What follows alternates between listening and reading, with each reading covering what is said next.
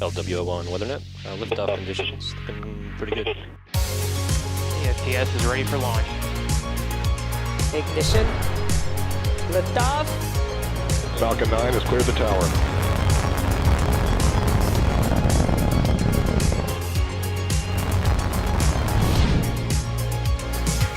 Ten, 9, 8, Side booster ignition. 6, 5, 4, 3, 2, 1.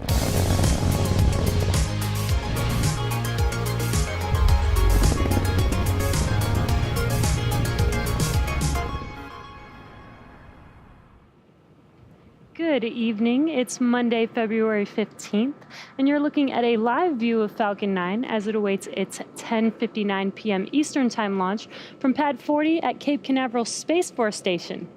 My name is Jesse Anderson, a lead manufacturing engineer here at SpaceX, joining you from our headquarters in Hawthorne, California. You're watching a live webcast for our 19th Starlink mission and our 5th launch of 2021.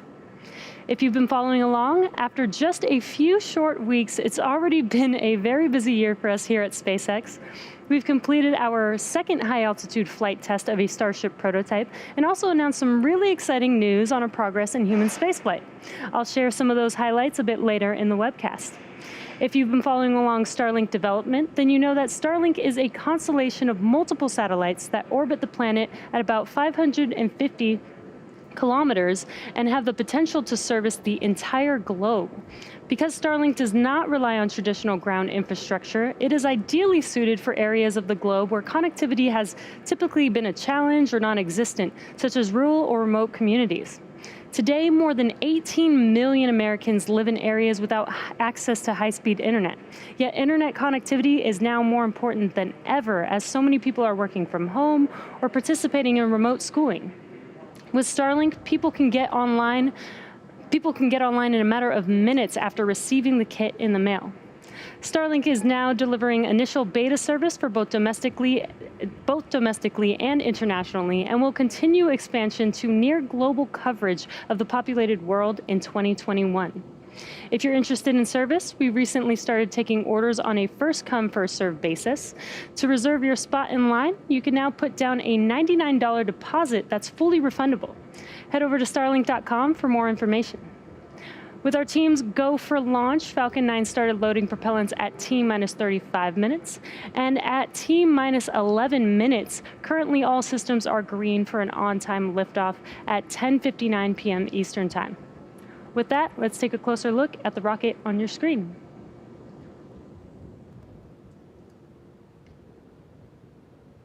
What you're looking at on your screen is a live view of Falcon 9. The two-stage rocket stands 70 meters tall, or 229 feet tall, and that's greater than the wingspan of a 747 aircraft.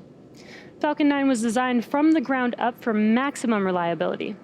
Its simple two-stage configuration minimizes the number of separation events, and with 9 first-stage engines, it can safely complete its missions even in the event of an engine shutdown. The first stage is the bottom 2/3 of the vehicle. It has 9 Merlin engines that do the bulk of the work to get Falcon 9 off of the ground and up into the thinner parts of the Earth's atmosphere. At about 2.5 minutes into flight, it will separate from the second stage and make its way back for landing on a drone ship. Of course, I Still Love You, and you can see a view from the drone ship on your screen. If successful, today will mark the 6th recovery for this booster. In order to help Falcon 9 make a successful landing, it's equipped with 4 hypersonic grid fins positioned near the top of the first stage. The grid fins help orient the rocket during re-entry and guide the rocket during descent. The first stage also has 4 landing legs made of state-of-the-art carbon fiber with aluminum honeycomb, which are positioned at the base of the rocket and deployed just before landing. Above the first stage is the second stage, which has a single Merlin vacuum or MVAC engine, which ignites after the first stage separates. At full power, the Merlin vacuum engine operates with the greatest efficiency ever for an American-made hydrocarbon rocket engine. The second stage is what will carry our Starlink satellites to orbit, deploying at about T+1 hour into the mission. And lastly, our Starlink satellites are safely enclosed inside of the 5-meter or 17-foot diameter payload fairing, and that's what you are looking at on your screen. This is that large structure at the very top of the rocket. This protects the payload from aerothermal loads, heating, and contamination during ascent. Once we reach the vacuum of space, we will jettison the fairing as the second stage continues on its journey to orbit. Today will be the first flight for this fairing, and we will be attempting to recover it by retrieving each half from the water with our recovery vessels, Mystery and Mischief. And on your screen is a view from each one of those recovery vessels. Weather is currently 80% favorable. So with that, the vehicle, satellites, weather, and range are all looking good for an on-time liftoff just a few minutes from now.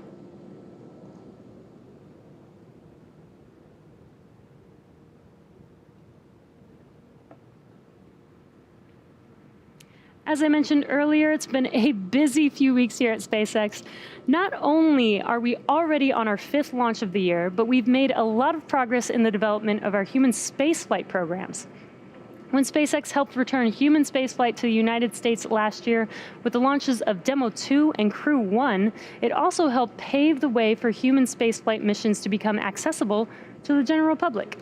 At the beginning of February, we announced the world's first all-commercial astronaut mission to orbit, targeted for no earlier than October of this year. The mission will be commanded by Jared Isaacman, the 37-year-old founder and chief executive officer of Shift4 Payments, and an accomplished pilot and adventurer.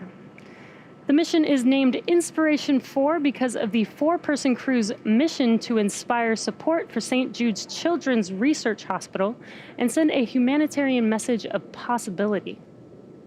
The 3 additional crew members, each selected from the general public, will be announced by the end of March. And in fact, if you'd like to be one of the crew members on board this mission, head over to inspiration4.com and donate to St. Jude's Children's Hospital. Everyone who donates has a chance to be selected, so you never know. The next person they announce as a crew member just might be you. Additionally, our customer Axiom Space also recently announced their first private crew who will fly on a Dragon mission to the International Space Station. Axiom has selected Michael Lopez Alegria, former NASA astronaut and Axiom vice president, to be spacecraft commander. He will be joined by Eitan Stiba, an impact investor and philanthropist, along with Larry Connor, a real estate and technology entrepreneur, and Mark Pathy, a Canadian investor and philanthropist. This launch is currently targeted for 2022 and will mark the first fully private human spaceflight to station. And the last highlight to share today involves the testing of our newest spacecraft, Starship. On Tuesday, February 2nd, Starship serial number 9, or SN9, completed SpaceX's second high-altitude flight test of a Starship prototype from our site in Cameron County, Texas. Serial number 9 successfully reached its apogee at 10 kilometers with the help of 3 Raptor engines and accomplished all of its intended milestones on ascent and descent. However, during the landing flip maneuver, one of the Raptor engines did not relight and caused serial number 9 to experience a RUD, or Rapid Unscheduled Disassembly. While it would have been great to land serial number 9, the testing campaign is the right place for a RUD. These test flights are meant to improve our understanding and development of Starship, and it's when things don't go as expected when you tend to learn the most. So from an engineering standpoint, every time we learn more than we knew before, the test is a success. And looks like we have pressure for strong back retract. The team is designing Starship to be able to carry both people and cargo on long-duration interplanetary flights. And we're hoping that one day Starship will help us return to the moon and allow humanity to travel to Mars and beyond. Stay tuned for the flight of serial number 9 in the weeks to come. Strong back retract has started.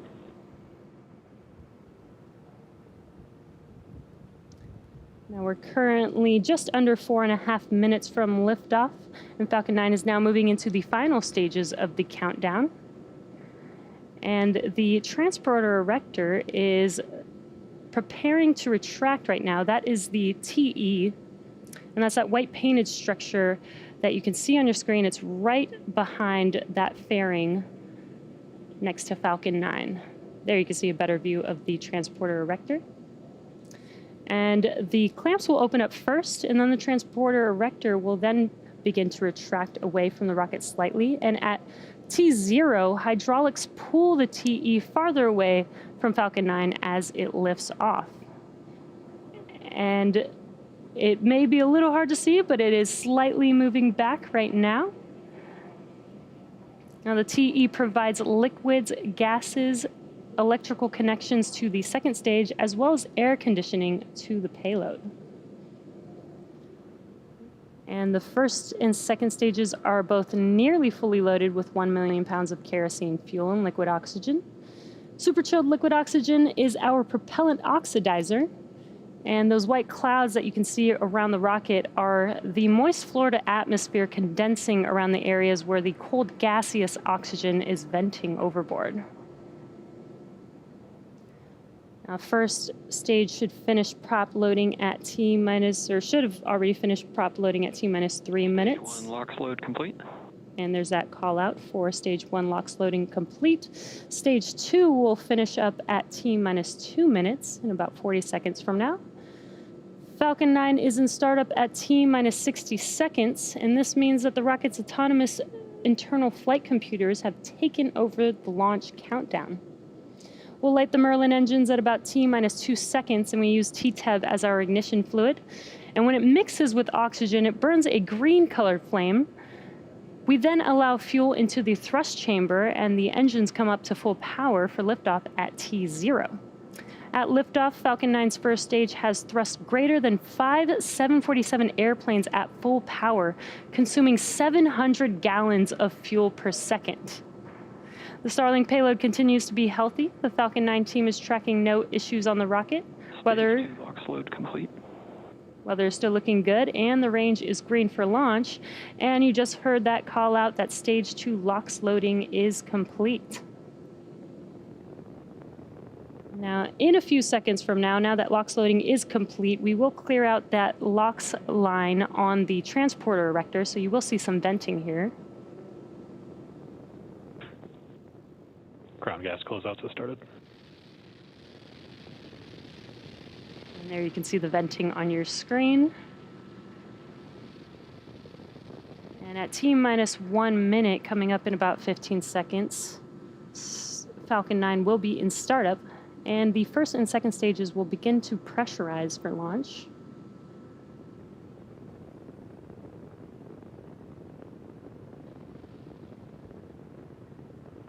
Falcon 9's in startup.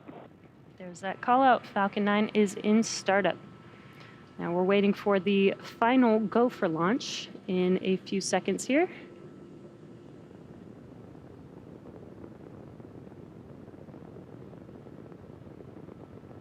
Falcon, Starlink, LD is go for launch. And there is that call out that we are go for launch. So at T minus 30 seconds.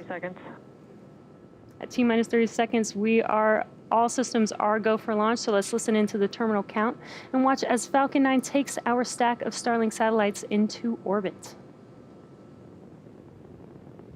T minus 15 seconds. 10, 9, 8, 7, 6, 5, 4, 3, 2, 1, 0. Ignition and liftoff.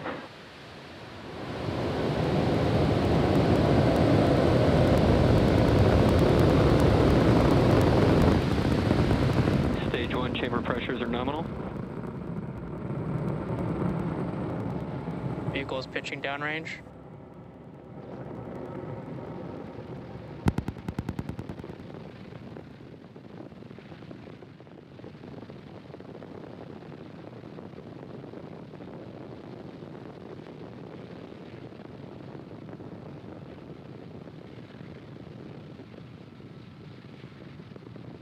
At T plus 40 seconds into flight, Falcon 9 has successfully lifted off Telemetry are nominal.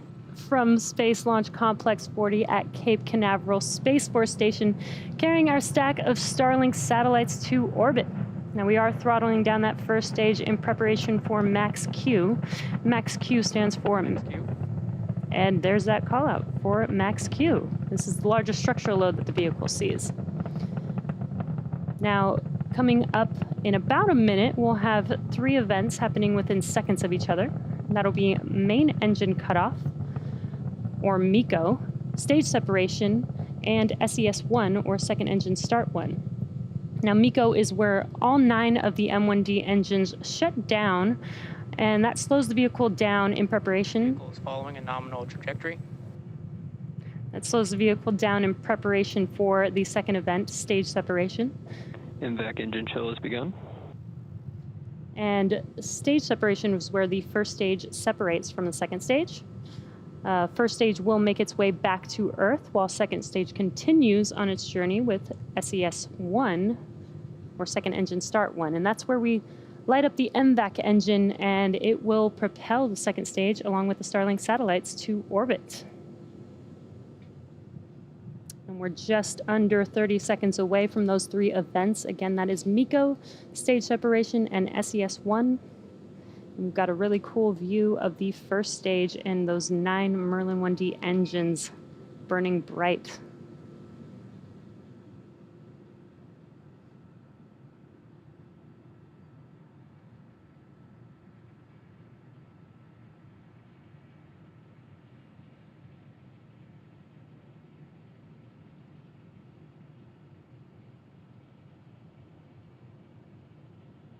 Stage separation confirmed.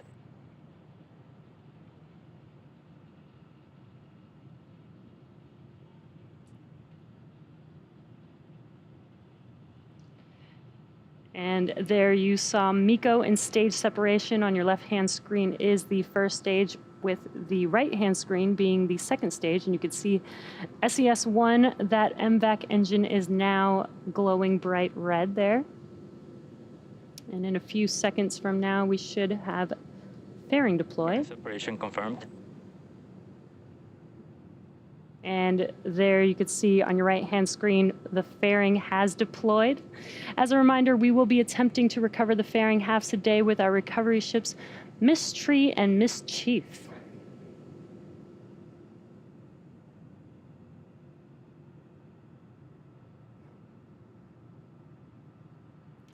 Now, as Stage 2 heads towards its targeted drop-off orbit, Stage 1 will execute 2 burns in order to make its way back to Earth. The first burn is the entry burn, and that's where 3 of the 9 Merlin 1D engines will reignite, and that'll help slow the vehicle down as it re-enters back into the Earth's atmosphere. The second burn for the first stage, second and final burn, is the landing burn. And this is where a single engine will reignite, and that slows the vehicle down rapidly in order to touch down on that drone ship. Again, we are attempting to land on Of Course I Still Love You, and this will be the 6th attempt for this booster. Acquisition of signal, Bermuda. Now on your screen is a live view of that second stage. This is the Merlin vacuum engine. This engine has about 220,500 pounds of thrust in a vacuum.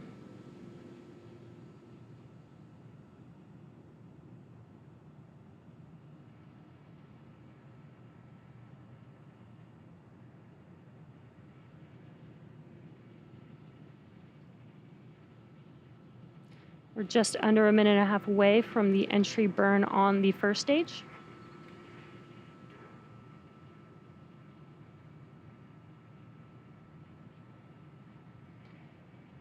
Again, the first stage will perform 2 burns. It will be the entry burn and the landing burn. And then just 20 seconds or so after that landing burn has concluded, the second stage will have SECO-1, or second engine cutoff 1.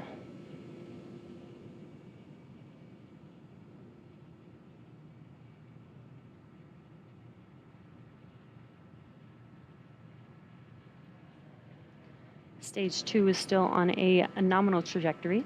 This is carrying our Starlink satellites to their targeted orbit.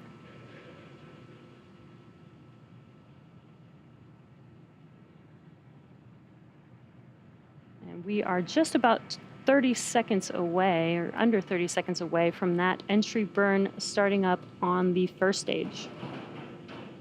The entry burn will last about 20 seconds long. And again, it will be 3 of the 9 engines reigniting. Stage 1 FTS saved.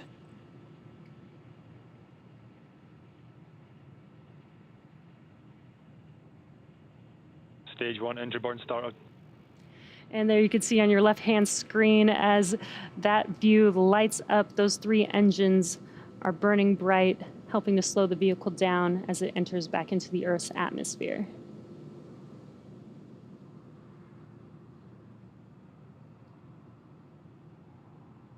Stage 1 engine burn shut down.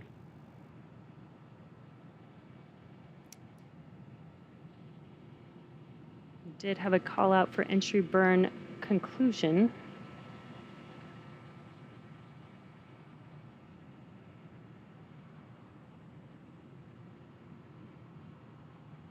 Stage 2 is still looking nominal.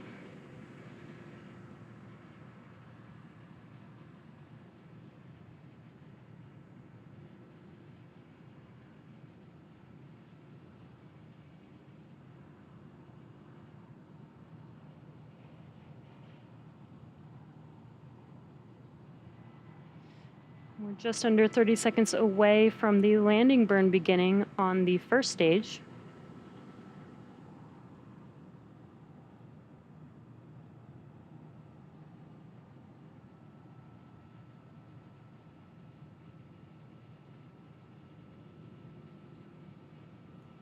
Again, we are attempting to land on Of Course I Still Love You for the 6th time for this booster. Got a live view from the drone ship on your left-hand side.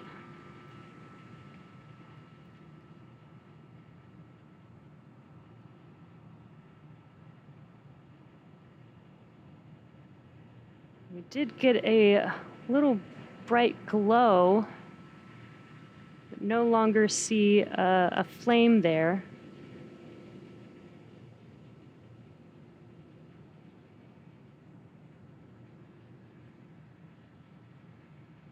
Your right-hand screen, stage 2 is still looking nominal. Stage 2 FTS saved.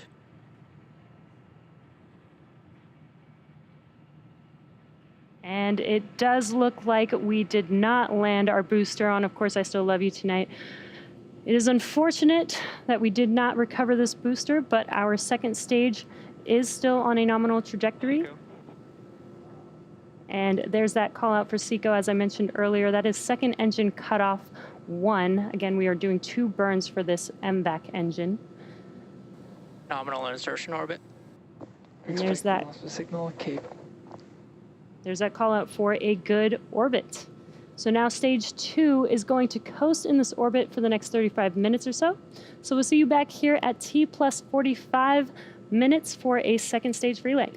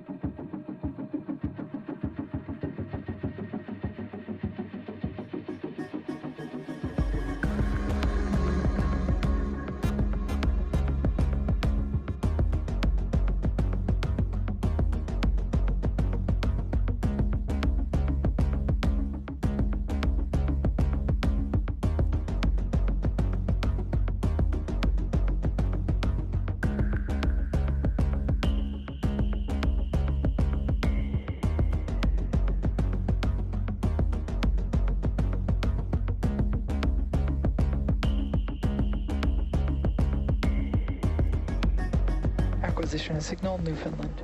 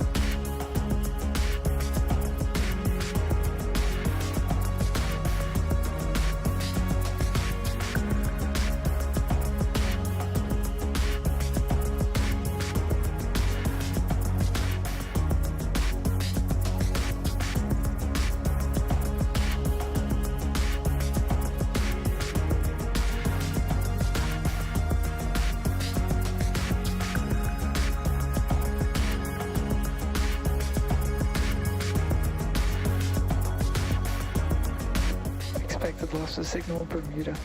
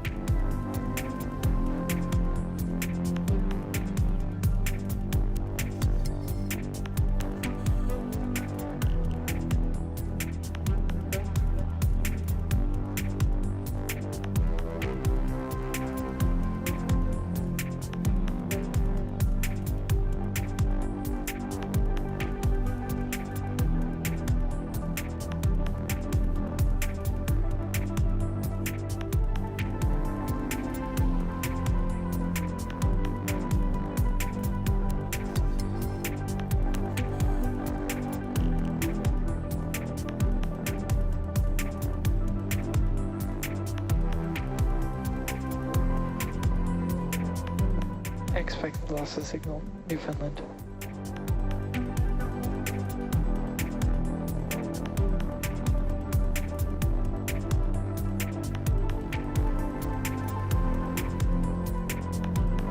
Acquisition of signal Goonhilly.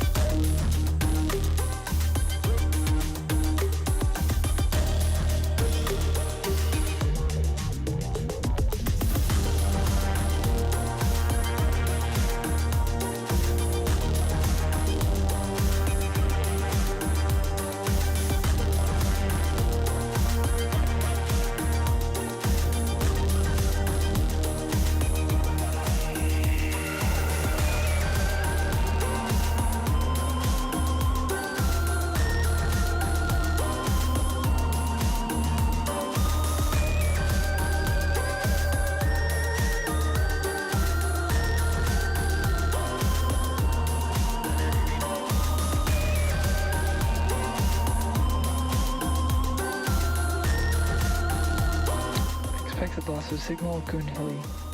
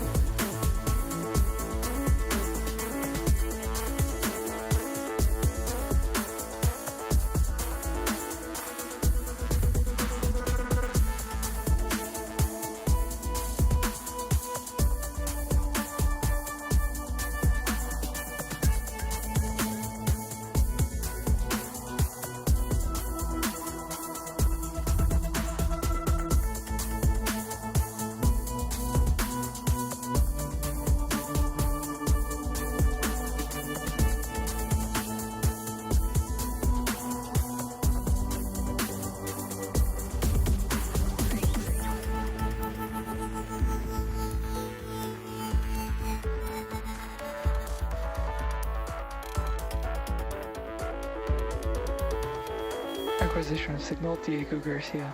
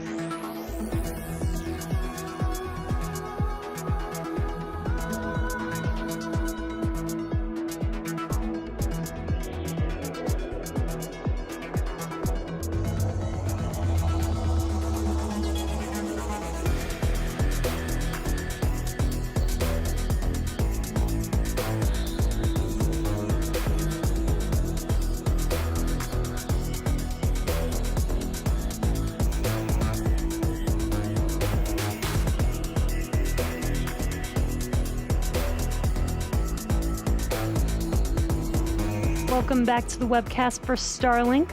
We had an on-time liftoff at 10:59 p.m. Eastern Time, and we did have a successful 6th flight of this first day's booster.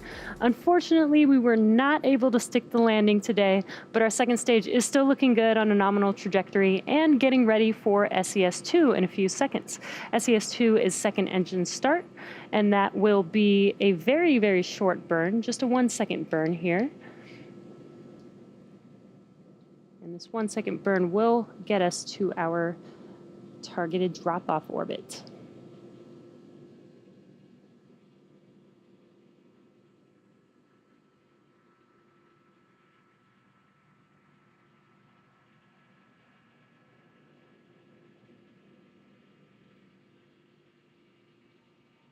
Invac ignition. And there you could see when we had a live view that very, very short burn. It did not look like much, but just that 1-second burn is Insertion. that 1-second burn is all we need, and we got good confirmation of good orbit. So we do have another 18-minute coast phase before we deploy our next batch of Starlink satellites into orbit. During this time, the spacecraft will start to spin along its central axis, giving the Starlink satellites the momentum that they need to space themselves out over time after they deploy. While this happens, sit back and enjoy the space jams. We'll see you back here at T+1 hour and 4 minutes.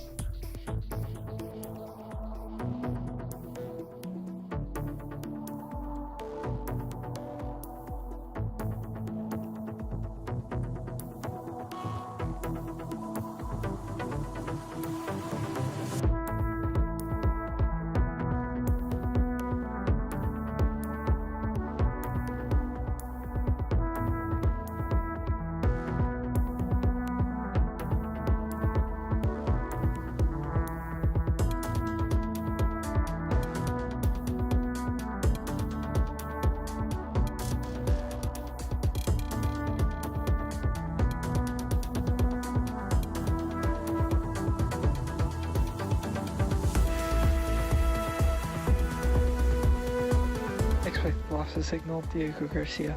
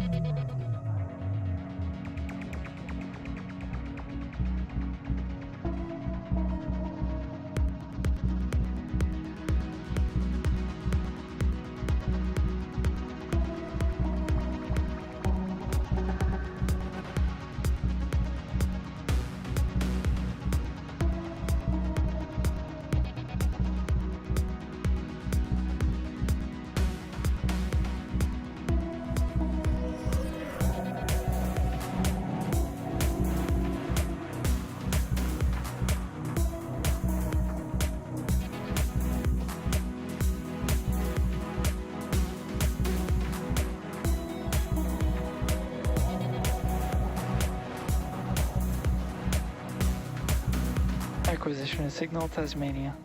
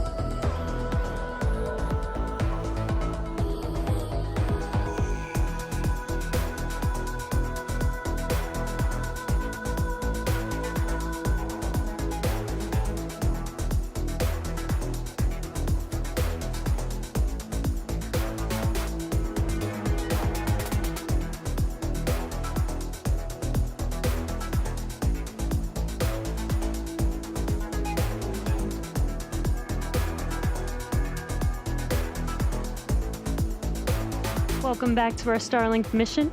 We did have an on-time liftoff tonight at 10:59 p.m. Eastern Time and a successful sixth flight of this first stage booster. We were not able to land the first stage, which is a bummer, but our second stage did have 2 successful burns of the MVAC engine and is now getting ready to deploy our Starlink satellites in a few seconds. And you can see a live view on your screen of the Starlink satellites in space with Earth in the background.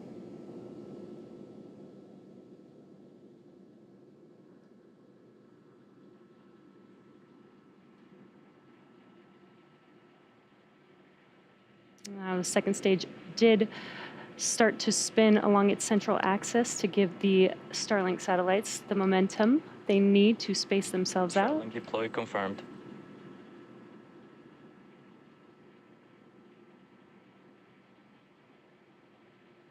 And what you're looking at on your screen are these Starlink satellites drifting away from second stage. This is confirming deployment of our payload. Shortly, they will deploy their solar array, and over the next few days and weeks, they will distance themselves from each other and use their onboard ion thrusters to make their way to their operational orbit. And that brings our webcast to a close. Thank you to the Range and the FAA for supporting today's mission. And thanks to all of our viewers and every one of you that has signed up or placed an order for service. Thanks for joining us, and have a great night.